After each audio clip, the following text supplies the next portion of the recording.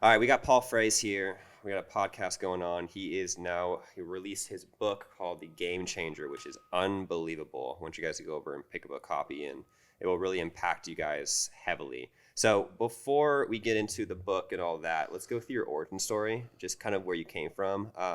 I want to know pre-NFL, like what your childhood was like, where you grew up, and what led you into the NFL. Basically, I was born in upstate New York, 2 years old. My family moves to New Hampshire. I grew up in New Hampshire. I'm a preacher's kid. And I had two older brothers, and we grew up in a town so small we didn't even have a high school. So I played, I started playing sports, soccer, little league baseball, and then basketball in sixth grade. I still talk to my sixth grade basketball coach. Great guy. Learned a lot from him, obviously. But I followed in my brother's footsteps. When I got to high school, we bused about 10 miles to a high school and to a town called Rochester, New Hampshire. And my oldest brother, I was the youngest of three boys, and then we had a younger sister. But my oldest brother was the best athlete out of the three. But he was a little shorter, and he blew out his shoulder the very final game of his career, right? But I followed in my two older brothers' footsteps. I ended up playing football. The very first, my freshman year was my very first year of playing. And the only reason I got in the game, it was my second year. I barely made the freshman team my freshman year, but my sophomore year I was backing up Wayne Rowell. And Wayne had muscles on top of muscles, and he was a great defensive lineman. I would have never seen the field unless he broke his leg the second game of my second year. A little Tom Brady story. Yeah, exactly. Well, I was a sixth-round pick, but I never, got to the heights of Tom Brady. But yeah, close. But anyway, I and so we played Friday night games in New Hampshire, and our coach had been there. He was 38 years at our high school. But the very first game I played, we're watching films on Sunday. The whole team would get together Sundays. And the Coach Hugo Bolin stopped the film, and he stood up and he looked at me and he said, "Frase, what the hell are you doing out there?" And it was my first, I was like jumping on piles and trying to get in on the tackles, and it was quite hilarious. But interestingly, I never sat the bench again. I played the next 2.5 years, and we went to the state championship, and never. The football story is kind of interesting because my coach thought that I had the opportunity to play in Division I, and he sent out like 100 tapes. And we had one guy from New Hampshire that was a Michigan Wolverine weight coach, but Joe Paterno got one of the tapes at Penn State, and he said he sent a note back and saying, "We're not interested in number 70," which I was number 70, but we're interested in 32. Who is he? He was a sophomore running back. So nice, perfect. But yeah, so okay, Joe Pa, that's your loss. No, I was very fortunate. The college career was great. I didn't play until my fourth and fifth years, and ended up getting drafted in the NFL to the New York Jets. So you skipped through a lot of things I want to detail, okay? Because you went from like, I'm a guy that jumps on piles and people are like, what the hell are you doing? And then I get drafted in the NFL, right? Exactly, yeah, so right. Like, were you a bigger kid growing up? No. Was it more athletic? Like, what was it? Was it mental side of the game? Well, it was definitely the mental side of the game. One, my uncle said I got the physical part was my uncle said I got my speed from running away from my brothers, Gotcha. My two older brothers, Yep. of course. But the mental part, never say, never, you never quit. You have that competitive spirit. Probably you get it through. I mean, I remember in Little League, I was an annoying kid that, hey, better, swing every, and my coach would say, "Hey, Paul, calm down, and I didn't know what he was saying. So I was like, So I was quiet for about two pitches, and then all of a sudden I said, "Hey, batter, swing!" So anyway, it was the competitiveness, and there was a lot. There was a lot that went into it. I was not a big kid. Well, we're talking in the 80s, 79, 80, 81. We're talking high school in New Hampshire. I never played over 195 pounds, but I got 6'3.5", Okay. 6'4", and I had pretty good speed, good quickness, and I think probably it was the competitive nature.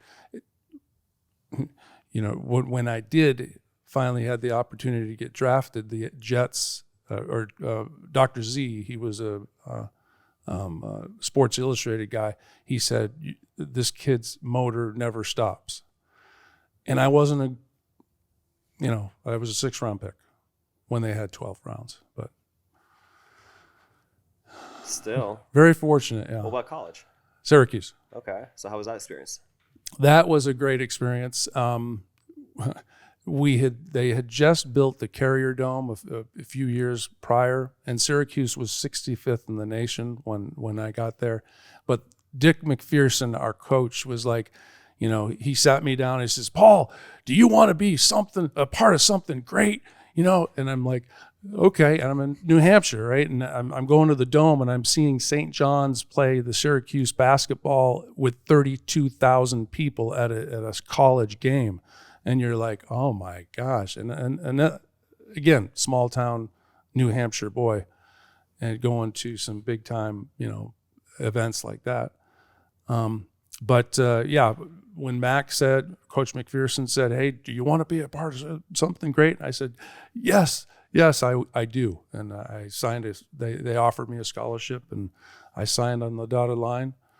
And we had some great, the last 2 years, the final year was a great year. Now, was the goal ever NFL, or what was your goal? Like, what would you want to be when you grew up, when you're younger? My life story is just keep putting one foot in front of the other.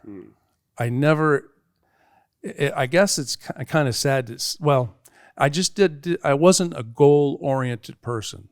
I was just a task-oriented person. You tell me what to do and I'll do it. How high do you want me to jump? Well, do I have to do that paper for English? You say, okay, I'll do it. And so it has not been until my 40s where I realized, well, setting goals is really, really important.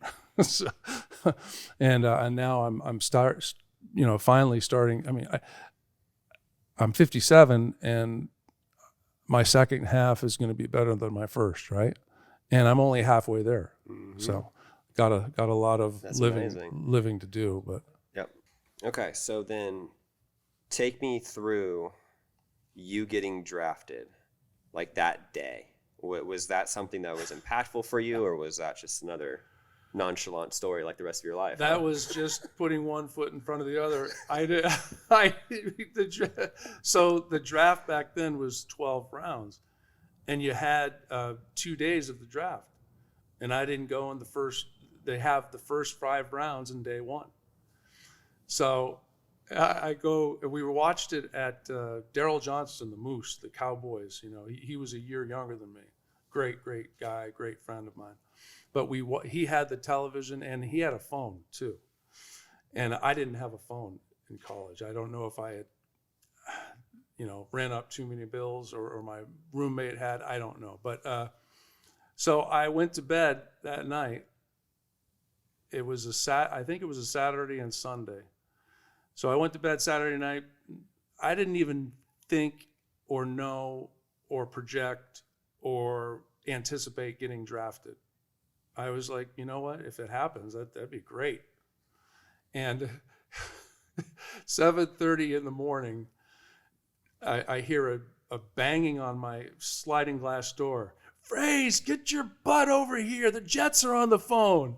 And my buddy Daryl Johnston was banging on the door. Frase, wake up! And he was about 60 yards away. There was kind of a courtyard area.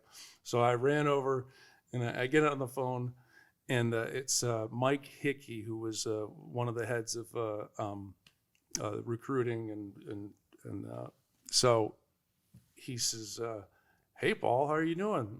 Mike Hickey from the New York Jets." And I said, "Hey, Mike, how are you?" And he says, "How do you feel about being a Jet?" And I'm like, "That would be great." And he said, "Well, our pick is coming up. We're gonna pick you." And that was pretty cool. Yeah, I would say so. Yeah. Okay, so because this is where I'm blown away, is what I notice with you is there's not many things that get you fired up. You kind of just put one thing in front of the other and you keep it one step at a time. So what is the most impactful thing that's happened? Let me say it again. What's the most impactful thing that's happened in your life? The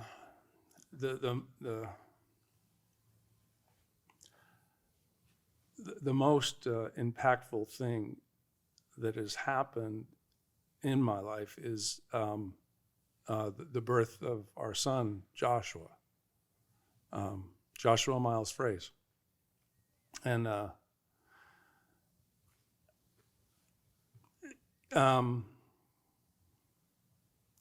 it's not impactful.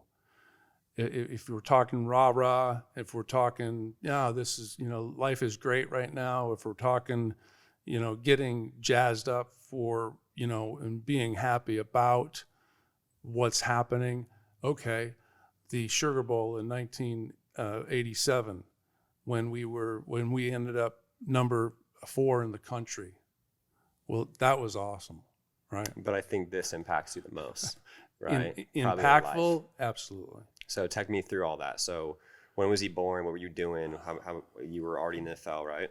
Yes. So take me through the whole entire story when he was born and what the whole story was like. So I had met Joshua's mom about 2 years before Joshua was born, probably 2.5 years.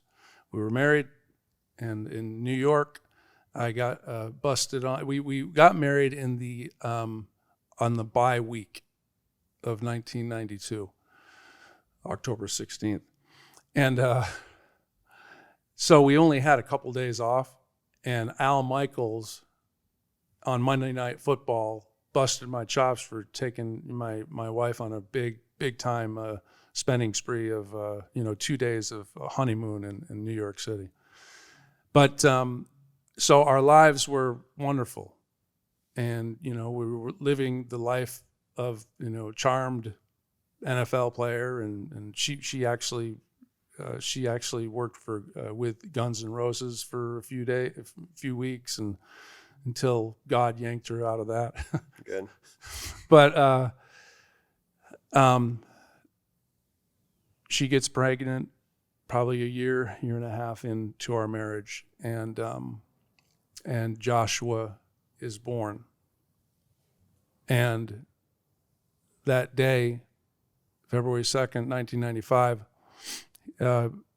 he was taken by a C-section because the doctors felt there could be something wrong. And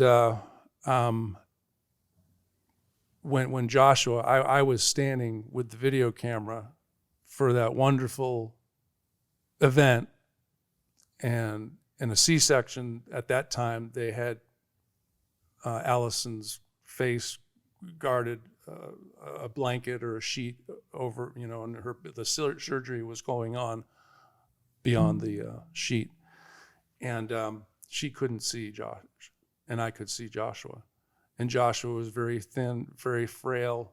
He can only move his right hand, and the doctors whisk him away.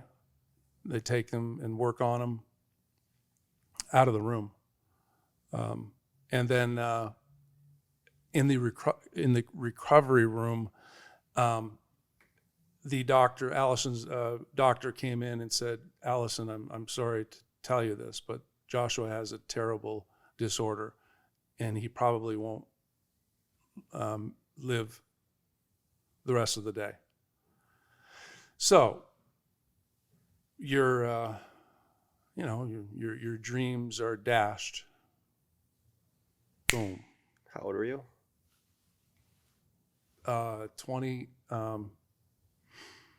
29, probably 30, 29.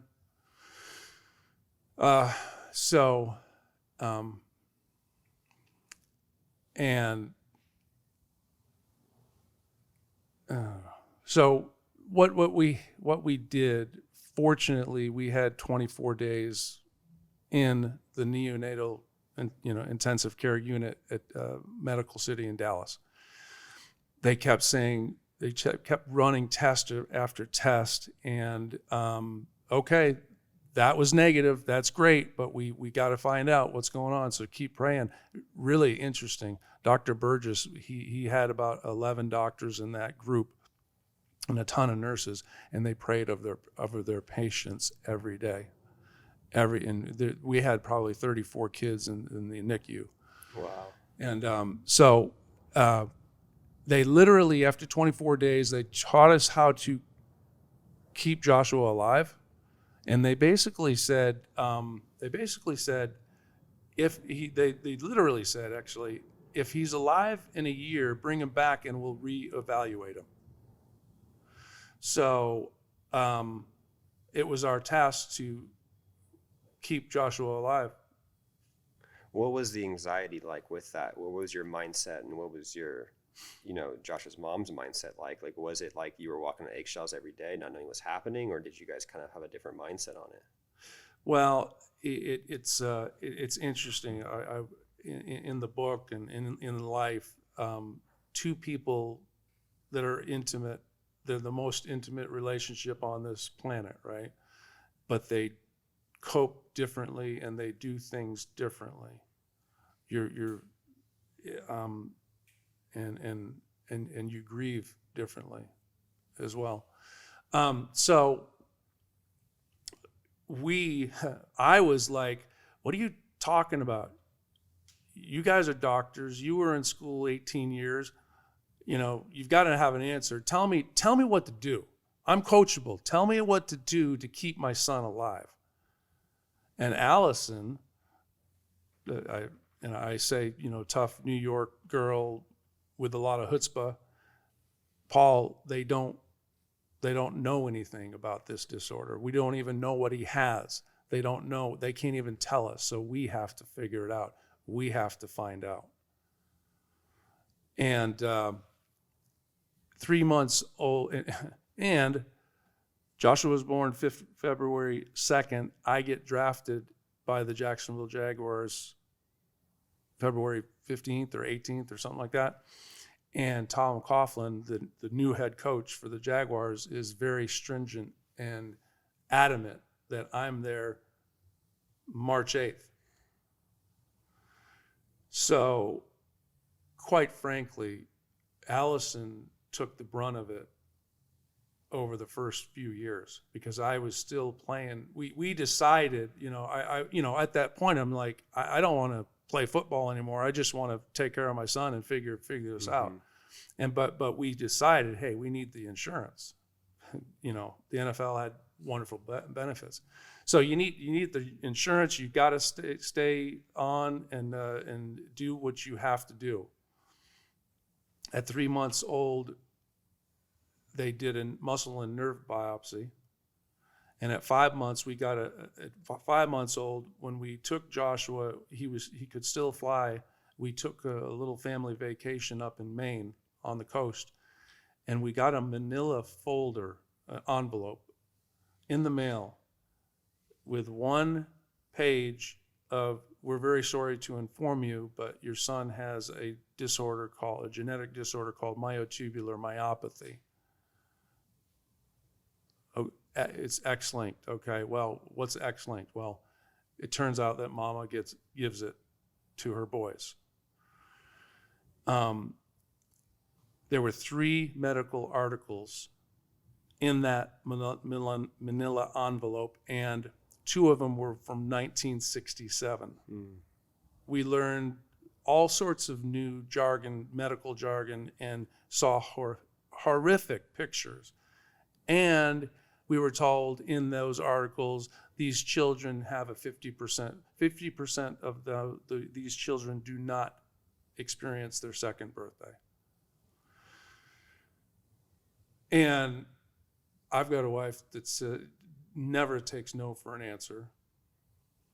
And we're going to figure it out, I was told. Just tell me what to do. I'll keep my son alive.